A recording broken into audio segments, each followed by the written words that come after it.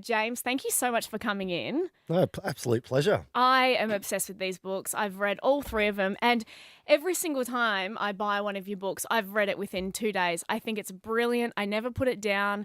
I obsess over it and just want to keep talking about it. So I'm so happy that you're in the studio. You interview a lot of inmates and you share quite a lot of detail in the books. How do you firstly convince them to talk to you? Yeah, some of them actually are very reluctant to do it, and they're probably the best people to get because they're not going to tell you porkies. You get a Yeah. lot of people that want a bit of infamy, and they're very easy to get, but half the stuff they tell you probably hasn't happened.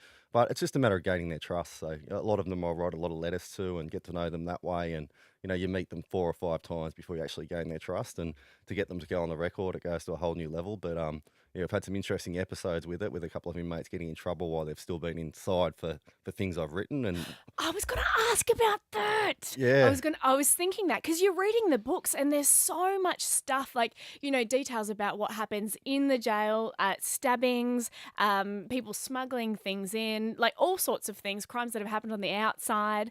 And I have thought that reading it going, they're naming people, they're going on the record, and you think, what's the ripple effect to these dangerous people Yeah, to well, putting it in the you'd book? think all the things you mentioned would get you in trouble, but one of the guys actually got bashed and had to be put in segregation because he revealed that he had one of the top jobs in the prison and was getting paid $15 a week, and all the other crims got really jealous. Like, why do you have that job? And that's what got him in trouble, not dobbing on anyone for stabbings or drugs or anything. So it's a very unique system, and you've got to be very careful what you say. You do talk about terror and ISIS in your books, and how big of an issue is ISIS in Goulburn Jail in particular? Like that's a massive problem, right? Yeah, it's huge. Corrective Services tried to play it down when I first wrote about it and broke it a couple of years ago. But since then, we've had the guy that got the ISIS symbol carved in his head in a jail, and the guards will tell you that it's the second biggest problem to drugs. It's what they watch. They've got beheading videos on phones, and you've just got this environment where you've got all these men that are very vulnerable, Yeah. and they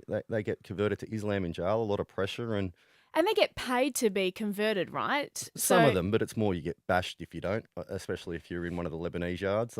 If you're a Christian, you will get bashed and thrown out, and it's very scary. And you've got all the terrorists in jail, of course. So all the yeah. blokes that have been convicted are there, and they can preach to the others, and they're pretty good at what they do. Well, I saw in Australia's Toughest Prisons, the inmates version, the accused terrorists have written a letter saying about their conditions of, they're getting treated badly in jail. And you're like, mate, you're a terrorist. Too bad, so sad.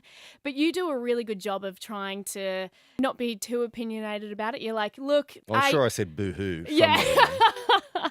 But how do you feel like, when you are talking to people and, these are mass murderers or rapists or terrorists and they're going, yeah, look, I'm in a really shitty cell. Like, how do you, I guess, react to that? Because you kind of feel like saying, Depends who they are. yeah, okay. Someone like Martin Bryant, I can't feel sorry Oh, for them. yeah. I'd like to see them, get a bit of jailhouse justice and thrown around. But in saying that, we do live in a democracy and people have rights and they have to be protected no matter who they are. So Do you think there's a lot of corruption? there is a little bit, but like these officers, I've got to be honest, some of them are the most brilliant people that I've met. Their job is just horrible, and what they have to take home with them.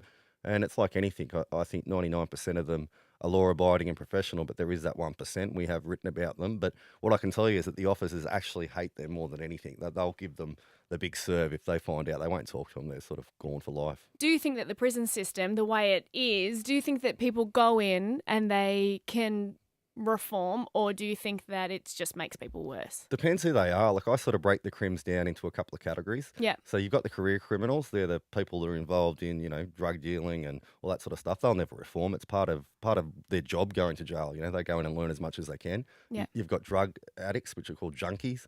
I mean, unless they get off the gear, they're no hope of rehabilitating. And then you've also got psychopaths. That's your Ivan Milat and those type of peoples. They're not going to reform. Yeah. But the rest of them, yeah, you've got a chance. I mean, if you're just a one-off, if you've done something wrong, one punch or something like that, you definitely can. And you do talk about Robert Hughes from Hey Dad. You opened the Goulburn Jail book with how he was treated when he first went in, which was really interesting because we spoke to one of his victims and I actually told her about that. I was like, mate, in this book, let me tell you, he's having a bad time. Do you feel justified? Yes, I've got to be honest. I mean, it's one of those things where you look at it and you go, "Oh, that's not real good," but geez, it was funny. The guy Yeah. had poo thrown at him. I mean, Oh my that is just classic. Men lining up on either God. side of a gate yelling out, "Hey, Dad," throwing poo and wee that they've collected in their milk cartons. Yeah. Then him going and have a cry over on the back hill. The guards wouldn't even shower him. And he got on the phone and, it was the first time he'd shown remorse. He cried to his partner and said, "I want to Yeah. come home." One of the funniest stories in the books, it's not really disgusting or anything, but it's Okay. about a guy that was sleeping in. He would never turn up to muster, and the guards going, what's this bloke doing at night? So they decided to watch him. The bloke had a PlayStation in his cell with about 10 games, and he was staying up all night playing it, and he didn't get to muster. And he also started renting the PlayStation out to other inmates. So it was this whole How, sleepy wing. how do they even like get that sort of stuff in? Well, that's the funny part. I mean, most of the time it comes in your body. So the Oh. PlayStations aren't very small. So But it's like, I always find it fascinating when, you're talking about when visitors come in because they're usually the ones that are smuggling the drugs in, smuggling the phones in. And then I always try and imagine it. Surely the guards can see them wriggling around trying to squeeze things they in the can bum. when they leave the phone on and the prison officers have the phone number for the phone. I read that story. I Yeah, loved it was it. on left on vibrate, and they just kept on ringing it while they were interrogating me. And the poor bloke, we can say poor bloke, I guess, was just wriggling around like he was Oh, so uncomfortable. how uncomfy. Do you ever get scared that someone's going to target you for what you've written in the books? Yes, I had a pretty big scare after What the happened? second book. Yeah, someone was after me. Yeah. Um, but yeah, let's just say I had a few baseball bats lying around, and Gee whiz. That's would be the most frightening thing because you know so many things, and especially if someone doesn't want things to get out or whatever. yeah, It's but it's the old shoot the messenger. I mean, I'm not the one that said it, so I just write the truth, and if oh they've got a man. problem with it, I can't really help that. And so, are you working on another prison book? Please say yes. Yes, I am. You'll get your Fantastic. fourth installment sometime next year, Are you and able to give like a little sneaky snippet of what it might be about? I am. It's on women this time, so Oh. it's the green is the new black, not orange. We wear green in the Australian prisons, and it is absolutely shocking.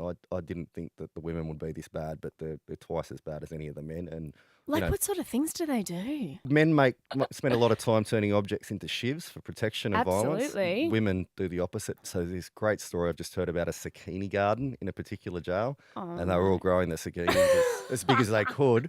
And it gets even more disgusting because they'd wrap them up in gloves so they could share them around. I'm so looking forward to your next book about the women's prison.